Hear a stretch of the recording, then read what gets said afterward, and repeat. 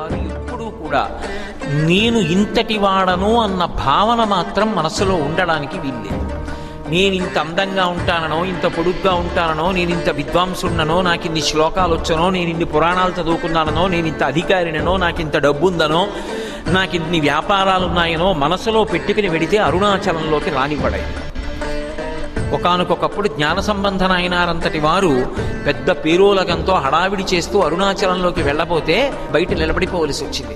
ఒక్కసారి అరుణాచలం వెడితే చిత్రగుప్తుడు గీత గీస్తాట, ఈ జీవుడు అరుణాచలం వెళ్ళాడు కాబట్టి తరువాత అని గీత గీస్తాడు.